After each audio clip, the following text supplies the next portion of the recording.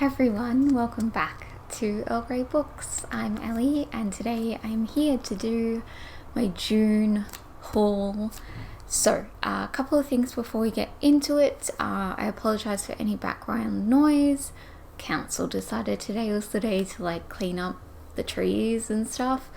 I've been waiting for an hour and a half for them to finish, and if I don't film now I won't get to film this video before tomorrow. So we're just gonna deal with it, and hopefully it's not too bad. Also, you may have noticed that this is kind of an early haul. Usually I do a mid-month haul and an end of the month haul. This month I decided not to do that. Only then I got a lot of books this month, and I was like, well, if I do the haul now, then I can't buy books for the rest of the month. And even though that's only a week and a bit, I definitely need that because I got a little out of control this month, and definitely need to reel back that book buying. So yes, I am going to have video chapters for this one because I have a couple of different sections. That way, if you're interested in a particular section, you can watch that, or you can watch all of it. It's up to you. So I have some queer reads, I have some new releases, I have some books for events and readathons, and then I just have some backlist. So we're going to start with the queer books. So jumping straight into it, this is Late to the Party by Kelly Quinlan. I believe this is a YA, but it's about a young girl named Cody, who basically isn't really into the whole teenage experience, you know? She's not really into the parties or the underage drinking or, going out. She's happy just to sit with her two friends and watch Netflix. Honestly, same.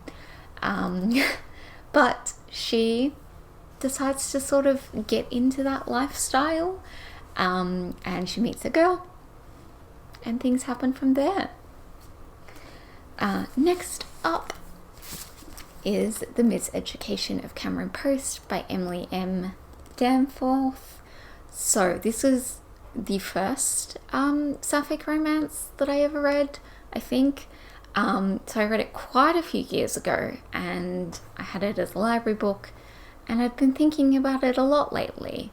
So I decided I wanted to reread it and that I might as well buy it, because I know that I loved it the first time, so I'm hoping I will enjoy it as much this time around.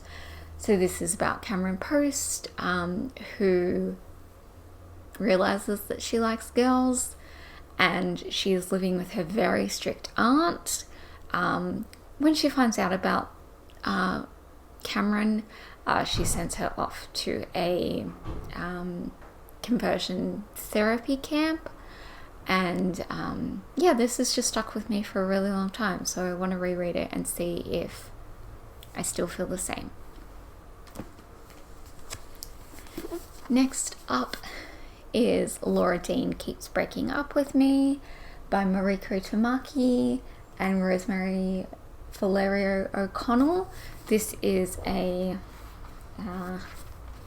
graphic novel. I've wanted this one forever, and I just never picked it up, and I finally did. I believe this one might be by Rep. It is definitely sapphic. The main girl, Freddie, is the girlfriend of Laura Dean, and she keeps breaking up with her. And then I don't really know where it goes from there, but it sounds like fun. Part of the reason I was originally drawn to this is because I actually have a friend whose name is Laura Dean, and I just thought that was hilarious. So yeah, I'm really interested in reading this. Next up, I have one that I'm currently reading. This is Honey and Issue as Guide to Dating by Abdia Jagadar. So I just read The Henna Wars, and I liked that. It was interesting, and then I thought this one had come out, and I was like, let's do it. So I'm only 30 pages in, but I did just start this while waiting for those guys to finish. So yeah, looking forward to reading the rest of this, and yeah. Next up, we have These Feathered Flames by Alexandra O'Very, perhaps. This is a fantasy sapphic. I think it's based off Russian mythology. I had originally purchased this to read during Eurovision-a-thon, but it didn't arrive in time. If it does turn out to be Russian inspired and I enjoy it, I may recommend it for next year. Ow. Okay, and then finally for the queer ones, I think, yeah, I have One Last Stop by Casey McQuiston. So this is, I mean, I'm sure you all know what this is about. Sapphic romance, time travel, her second book. Very excited. My nails kind of match it a little. You can't really see them, but they're like ombre pink, and it kind of matches a little. I'm just so excited about this one. I will be body reading this next week with Angel, so very excited. Okay, so a couple of those ones were new releases, so we are now going to transfer into the other new releases that I have. I am just surrounded by books right now. There are so many. Let's just go through these. No order, really. This is Threadneedle by Carrie Thomas. This is a fantasy magic thing. Awesome. Taking place in London, I'm assuming. Cool. Love it. Awesome. Let's keep going. This is 100 Days by Alice Pung, which is, I believe, her debut adult novel. She has many non-fiction books and a YA called Lorinda, which is really good, but I think this is her first adult fiction. This is supposed to be kind of fairy tale-ish. Yes. It's nice and thin as well. Very excited for this. This was meant to come out last year, but got pushed back. So again, hoping to read this one very soon. Yeah. We have some, actually, let's do this one. This is a YA, and then that like giggle of glee was because I have like 3 middle grade books and I'm very excited about them. But this is The Firekeeper's Daughter by Angeline Booley. So this is a Native American girl witnesses a murder, and then I believe she gets kind of like hired by the FBI. I'm not really sure. I have the audiobook of this from Libro, so I may listen and read, but it's just so pretty that I couldn't resist. So middle grade. First up, I have 2 by the same author. This is The Edge of 13 and Elsewhere Girls. So this is by Nova Wheatman, and this one is by Nova Wheatman and Emily Gale. So they're both Australian authors, both Melbourne. I got to meet them quite a few years ago at a like dinner, and they were both super lovely. So I haven't actually read anything by either of them. Whoops. But now very excited for both of these, and as you can see, this is a signed copy too. Okay, and then last up for the new releases, one that I'm super excited for is Starfell, Willow Moss and the Vanished Kingdom by Dominique Valente. This is the 3rd book in this series. this is just a super cute series, and it's quite, the first book was quite emotional. It's a lot of fun, but it's also just like, it's just beautiful. And it is also fully illustrated, and it's just stunning. And there is a cat character. You can kind of see him here. He's my favorite character because there are just so many like really funny illustrations of him. So those are the new releases. I think one of these, it's possible it's a new release, but I'm not really sure. But we're going to move on now to events / readathons. So I don't think you've seen, no, I mean, I know you haven't seen things about either of these, but first off, I have some books for the India Chords Readathon. You'll see my TBR for that next week. And I have 3 books here. These are all by KJ Charles. So I have Unfit to Print, The Sugared Game, and Spectred Isle. So these 2 are books in different series, and then I believe Unfit to Print is a standalone, and I'm just very excited for these. So you'll hear me talk about those more in July. And then this will also be revealed at the end of the month, but I'll just go ahead and show you these anyway. I have the 3 Scythe books by Neil Schusterman. Scythe, Thunderhead, and The Toll, I believe is the order.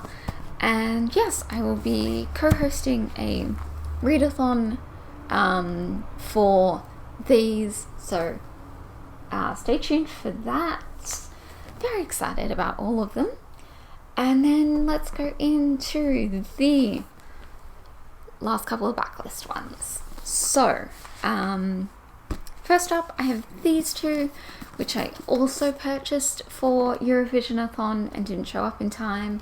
This is The Willoughbys by Lois Lowry, which would have been Switzerland. And I think it just makes the limit. So, the 150 page minimum. So I will probably read this and then again may recommend it for next year. I have The Story That Cannot Be Told by J. Casper Kramer. This is Romania. We'll definitely be reading this one. It looks like a super cute middle grade. Again, seems to have a little bit of illustration in there as well. Love a good illustrated middle grade. Got those ones. I have these 2, which are the next 2 books in the Brown Sisters series. I think it's Take a Hint, Danny Brown, and then Act Your Age, Eve Brown. I think.